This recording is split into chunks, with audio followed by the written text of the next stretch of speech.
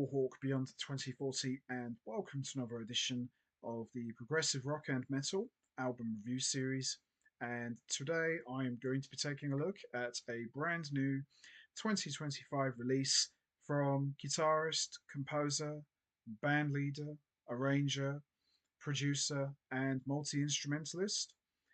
He is the greatest musician you've never heard of, but everybody knows this guy, and he is, in my opinion, without a doubt, the most important figure, not just in progressive rock, but in the entire music world today. And a gentleman who, quite frankly, needs no introduction whatsoever. I am talking about, of course, the one and only Stephen Wilson, and this is his latest release for Fiction Records, The Overview. So, the overview marks the first time since 2023's The Harmony Codex that Stephen Wilson has recorded and released an album featuring all new material. Now, Stephen Wilson is what you would call the ultimate musical chameleon.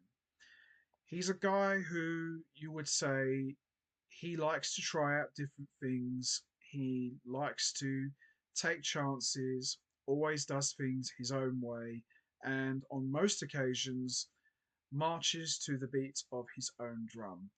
Now, when you look at Stephen Wilson's entire catalogue of solo albums, for the most part, they lean very heavily towards the progressive rock style of music with occasional leanings towards metal, ambience, and pop.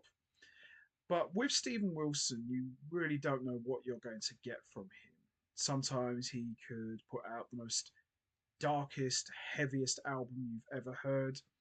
Then he could put out a very atmospheric type of album, and he could put out the most poppy album you've ever heard. So you never really know what you're going to expect from a guy like Stephen Wilson. And whenever Stephen Wilson puts out a new album, it's always highly anticipated. There's always high expectations from fans about what to expect from Stephen Wilson. Now, for the overview, Stephen Wilson promised that this would be more of a return to a more proggy style of music. Now, this is a different kind of album from Stephen Wilson. There's only two tracks, which are both like 20-minute plus epics. And having listened to this album quite a few times already, yeah, it is a proggy album, but it's nothing like Grace for Drowning or The Raven That Refused to Sing or even Han Cannoti Race. You know, they're much more rooted in the proggy style of music. The overview is more, in my opinion anyway, more of a throwback to some of Stephen Wilson's earlier works like Voyage 34 or Up the Downstair, you know, some of the more earlier Porcupine Tree albums. You can definitely hear some of the influences of the early Porcupine Tree albums. You can hear influences of Pink Floyd, Tangerine Dream, Vangelis. It's all there. You know, a bit of Hawkwind, bit of the space rock style of Gong. You know, all those influences are there. So when Stephen Wilson said, I'm going to be doing more of a proggy kind of album, I probably would imagine a lot of people out there thought, oh, we're going to get like Raven Part 2 or maybe Grace for Drowning. I kind of see what Stephen Wilson meant. Maybe not at first, but listening to this album, it's a very spacey, ambient kind of album. Production wise, it's what you expect from Stephen Wilson. It's absolutely excellent. 5-star production, terrific sounding album, very clear, very crisp, and very glossy as well. You know, it's what I expect from a guy like Stephen Wilson. You know, he's an amazing producer and he's produced so many different bands and done so many remixes and mixes for so many people. So, it's kind of what I expected, really, from a guy like Steven Wilson. And for me, the overview is one of those albums, it takes a while to really get into it. It's a slow grower. It's not like albums like Hand Cannot Erase or the Raven album or even Grace for Drowning or even the first album, Insurgents, where, oh, I like that. That's what I want to hear. This takes a couple of listens, and it's not that it makes it a bad album. It's not a bad album, it's a good album, but I think it's one of those albums you need to really listen to it a few more times to really get your teeth into it. But it's very enjoyable. The playing is excellent, as you'd expect, and we've got an all-star cast of musicians. A lot of them are mostly long-time collaborators of Steven Wilson. So, of course, we've got Steven Wilson on guitars, bass, keyboards, vocals, and various other instruments. We've got Adam Holzman on keyboards. We've got Randy McStein on guitar and vocals, who, by the way, an amazing guitar player. Holy cow. What a guitar player. He's got a big part on this album. We've got Theo Travis on saxophone and flute. We've got Adam Holzman's son, Russell Holzman, on drums. And we've got Willow Beggs on vocals. And we've also got Niko Tosinov on guitar. And we've got Craig Blundell on drums. Amazing drummer. And he's one of those guys, he plays with everyone. And we've got Rotem Wilson on voice. So pretty much, near enough the same group of guys that Steven Wilson has been working with since he officially went solo. So as I mentioned already, we've got two epics, one called Objects Outlive Us, and the other one is the title track, The Overview. So Objects Outlive Us is 23 minutes and 17 seconds, and the overview is 18 minutes and 21 seconds. So you're looking around about at least the 20+ minute mark. So, as I said, two epic pieces, and they're made up of like multiple movements. So it's definitely like a throwback to the old prog albums of like the late 60s to the mid 70s. So where you would have like one big epic piece and there's like multiple parts. And for the most part, it's a very enjoyable album. But it's one of those albums, it takes a while, for me anyway, to really pick up. But once it does pick up, oh, it's an amazing ride. And I think that's what it is about this album. It's more of a journey.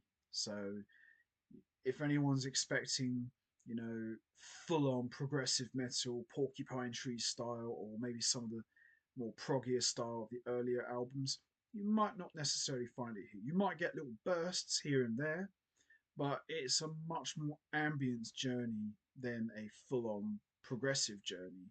So we're just going to have a little quick look. So there's a little breakdown of each movement and which musician plays on those parts. And we've got the lyrics as well. Some more lyrics and some awesome artwork. And some more lyrics and production notes and credits and the man himself, Mr. Steven Wilson. Instrumentally, it is amazing. It really is. It's an amazing album. As I said earlier, it's a great sounding album. Will this go down as one of Steven Wilson's best albums? It's hard to say, really. Time will tell. It's not a bad album, it's a great album.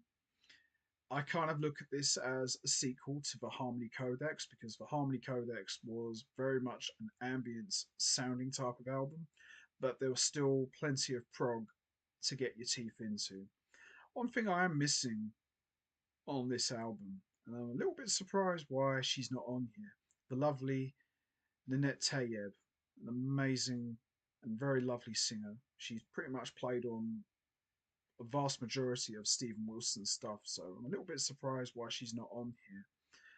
Perhaps her vocals weren't required for this type of album. I would have liked to maybe see a cameo from her in at least one part, but I do miss her on this. I think her and Steven Wilson work really well together, harmonically and vocally. But what can you do, really? Maybe she just wasn't available. But hopefully, we'll see her on the next Steven Wilson solo album. Musically, I think everyone on this album are on top form. Steven Wilson, vocally and musically, he is tremendous. Adam Holzman, he provides lots of colouring and lots of atmospheric sounds on the keyboards. Randy McStein, as I said earlier, an amazing guitar player. He really shines on this one a lot and he really gets to rip it up on certain parts of this album. Theo Travis, what can I say really? The ultimate go to man, Steven Wilson's right hand man. He just rips it up on sax and flute. Russell Holzman, he's just kicking up a storm on the drums. Craig Blundell as well, an absolute badass on the drums. Niko Tosnov, he's a great guitar player as well. Although I probably like Randy McStein's playing maybe just a little bit more, but very enjoyable. And this is definitely the Steven Wilson show, but this is not just Steven Wilson, in charge. Everyone gets to shine. But as I said, it's a very laid back, ambient type of album, but there's still plenty of classic hallmarks where you could say, "Oh, I know that. Well, I recognise that." But as I said, it's a very different kind of album, and you could kind of look at this, as I said before, maybe like a sequel to the Harmony Codex. So for Objects Outlive Us, it's made up of 8 parts. We've got No Monkey's Paw, the Buddha of the Modern Age, Objects, meanwhile, the Cercerones, Ark, Cosmic Sons of Toil, No Ghost on the Moor, Heat Death of the Universe. And then for Overview, we've got 6 parts here: Perspective, A Beautiful Infinity 1, Borrowed Atoms, A Beautiful Infinity 2, Infinity Measured in Moments, and Permanescence. So it's quite a little collection of movements going on there. And it's made up altogether, it's like over 40 plus minutes of music. And I'm sure there's a special edition out there. I think there is one where you get like some more stuff. And I think there's even another edition where you can listen to both pieces by all tracked. So you can like listen to like whichever part you want out of both these parts. But depends what version you want really. But this version I got here, this is the original version with both tracks in its entirety. And as I said, it's one of those albums, it's a slow grower. Got to really like listen to it all the way through a couple of times to really get it. But once you do, and you've heard it all the way through, then you really start to appreciate it even more. But it's a really good album. Could this be album of the year for prog? Possibly. I think there's a few other people that might have something to say about that. Guys like Dream Theater or Neil Morse or Steve Hackett.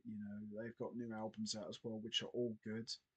The Flower Kings as well might have something to say about that, but there's plenty of good albums out there for 2025. But I think this probably could be album of the year for 2025, but we'll see really. But it's a very enjoyable album. I did like this a lot. Took me a while to get into this, but overall it's very, very strong, and I wouldn't have it any other way from Steven Wilson. When Steven Wilson's got his head on straight, he is the absolute best, and there are very few guys out there who can touch him or match him when it comes to pure sound production and great music. But once in a while, I'm not saying Steven Wilson gets lazy, but there are times where you think, okay, what are you doing? But I appreciate and respect the fact that Steven Wilson likes to push himself and try out different things, which as any great musician should really, not just sit back and be comfortable and say, yeah, I'm just going to do what works for me. Really, he's always pushing the envelope, raising the bar, and always asking, what can I do next? What can I do different? He certainly achieved it here. It's a very proggy, space rock, ambient type of album. You know, as I said, all the hallmarks are there. But out of both pieces, I probably enjoy Objects Outlive Us. I think that's a very strong track. But the title track, which is the overview, I think that's good as well. But I think I like Objects Outlive Us maybe just a little bit more. I think it's just a little bit longer and there's a bit more to get your teeth into. But I quite like it. I think it's very enjoyable. And the parts I like on here are Objects Meanwhile, The Buddha of the Modern Age, Cosmic Sons of Toil, and Heat Death of the Universe. Really enjoy those pieces a lot. And the tracks that I enjoyed on the overview is Borrowed Atoms and Infinity Measured in Moments and Perspective. But the whole album, top to bottom, is excellent. Different kind of album from Stephen Wilson, but still very enjoyable nonetheless. So there you have it. Stephen Wilson, the overview. Could very well be prog album of 2025. Really enjoyed this a lot. Excellent stuff from the man himself. Love it. So that's going to be it from me. I'm going to wrap this up now. What's your thoughts on Stephen Wilson, the overview? Did you enjoy it? Where do you put this album? Do you put this as your favourite album of 2025? Do you consider it album of the year? And where do you put this in Stephen Wilson's solo catalogue? Do you put it as one of his best albums? Do you consider this album to be his best ever? And what's your favourite piece on this album? Do you like Objects Outlive Us or the title track, the overview? And what's your favourite part from Objects Outlive Us? Is it No Monkey's Paw, The Buddha of the Modern Age, Objects Meanwhile, Vicesserones, Arc, Cosmic Sons of Toil, No Ghost on the Moor, Heat Death of the Universe? Or what's your favourite part on the overview? Perspective, A Beautiful Infinity 1, Borrowed Atoms, A Beautiful Infinity 2, Infinity Measured in Moments or Permanence, or did you enjoy the entire album from start to finish? There's no right or wrong answer. We all have our favourite tracks. You know what to do, guys. Hit the like button, hit the subscribe button, leave your thoughts and comments down below, and I will see all of you next time for another edition of the Progressive Rock and Metal album review series. So until then, take care, everybody, and stay safe. And once again, as always, much appreciated. Thanks for listening.